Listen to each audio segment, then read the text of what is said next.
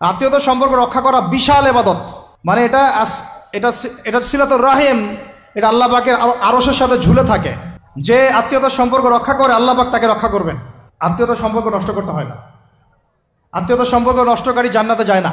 আর সবচেয়ে ভালো হয়, আমার পরামর্শ, সবচেয়ে ভালো হচ্ছে আত্মীয়দেরকে দিবেন। এখানে আপনি দুইটা নেকি পাবেন। কয়টা? এক, আত্মীয়র হক রক্ষা করলেন, হক আদায় করলেন, তার নেকি, সৎকার তো করলেন, এটার নেকি আছে। আবার আত্মীয়র সম্পর্ক বজায় রাখলেন, সুসম্পর্ক বজায় রাখলেন, এটা আরেকটা নেকি। আত্মীয়তার সম্পর্ক রক্ষা করা বিশাল ইবাদত। মানে এটা এটা এটা সিলাতুর রাহিম, এটা আল্লাহ পাকের আরশের সাথে ঝুলে থাকে। যে আত্মীয়তার সম্পর্ক রক্ষা করে আল্লাহ পাক তাকে রক্ষা করবেন।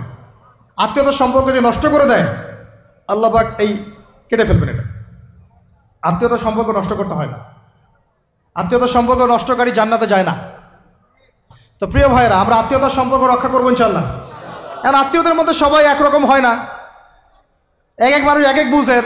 কেউ হয়তো আলট্রা মডার্ন, কেউ এক্সট্রা অর্ডিনারি মডার্ন, ঠিক আছে, কেউ দিনের ধার কাছেও নাই, কেউ নাস্তিক, এরকম আছে তো নাকি? তা আপনি সৌজন্যমূলক সম্পর্ক বজায় রাখবেন। সালাম কালাম বিনিময়ে আসলে মেহমানদারি করা, সৌজন্যমূলক সম্পর্ক কি করবেন? বজায় রাখবেন। আল্লাহ পাক আমাদেরকে বোঝার তৌফিক দান। কয়টা বলছি? 8 না 9? 9টা। 10 নম্বর হচ্ছে ভাই, রোজা রেখে বেশি বেশি ইস্তেগফার করবেন। কি করবেন বলেন?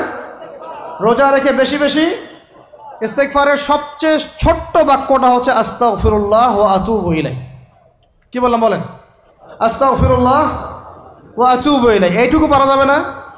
দিনে কমপক্ষে 100 বার। কতবার? দিনে কমপক্ষে 70 বার বা 100 বার।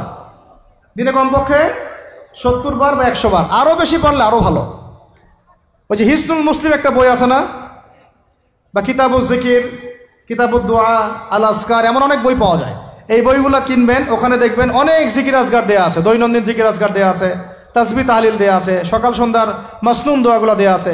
এগুলো মুখস্থ করেন।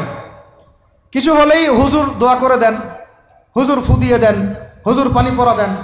আগে হুজুরের উপর ডিপেন্ডেন্সি কেন? নিজে আল্লাহর কাছে চাওয়া শিখেন। সেজদায় গিয়ে আল্লাহকে বলেন, আল্লাহ আমার অসুস্থ, আমি অসুস্থ, আমাকে শেফা দাও। সেজদায় গিয়ে বলেন যে আল্লাহুম্মা আতিনা ফিদ দুনিয়া হাসানা ওয়া ফিল আখিরাতি হাসানা ওয়া কিনা আযাবান নার। হাত উঠান, আল্লাহকে বলেন, আল্লাহ আল্লাহুম্মা আইনি আলা যিকরিকা ওয়া শুকরিকা ওয়া হুসনি ইবাদাতিক। আল্লাহকে বলেন, ইয়া শাফি, ইয়া আল্লাহ, ইয়া রহমান, ইশফিনি, আমাকে শেফা দান করেন।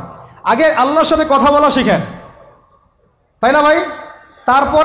তারপরে দোয়া নিবেন, পানি পরাও নিতে পারেন, ঝাড়ফুঁক নিতে পারেন, সেটা আছে বৈধতা অবশ্যই, এটাও ঠিক আছে। কিন্তু আগে আপনি আল্লাহকে চিনতে শিখেন।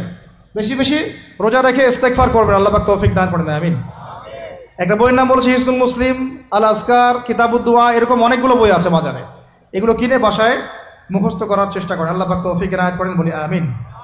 কয়টা বললাম? 10টা। 11 নম্বর, আসলে আমার মার্কিংটা উল্টা পাল্টা তো যে বুঝতে পারতেছে না, ঠিক আছে।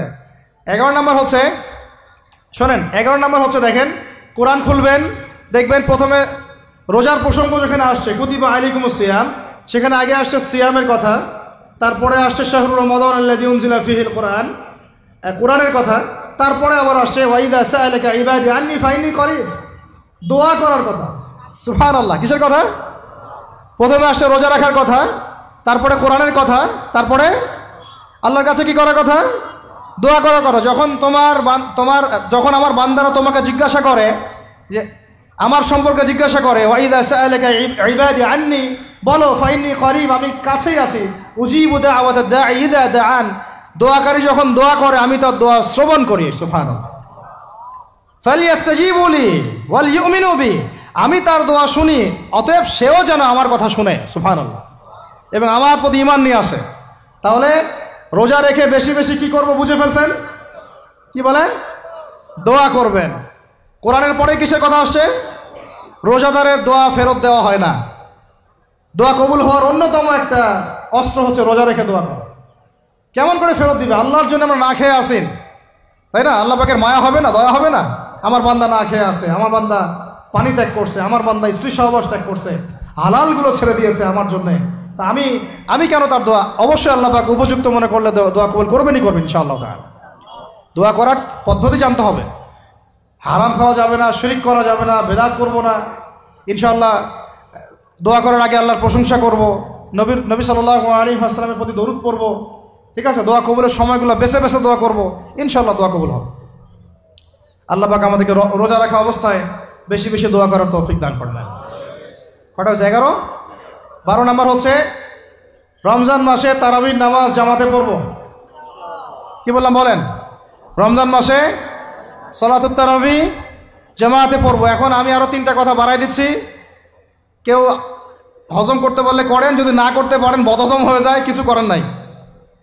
বদহজম যদি হয়ে যায় পরে আমাদের সাথে মাদ্রাসায় এসে বসেন, কিতাবপত্র খুলে দেখাবো, কথা হবে ইনশাআল্লাহ, ঠিক আছে? অনলাইন গরম করার দরকার নেই।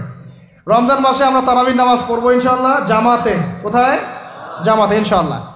1। 2 নম্বর তারাবির নামাজ পড়বো 20 রাকাত। কত রাকাত? 20 রাকাত। আর যদি বলেন যে আমি ভাই কম পড়ি, পড়েন আপনি বাসায়, কোনো সমস্যা নাই, আপনি আপনার মতো করে বাসায় পড়েন, কোনো সমস্যা নাই।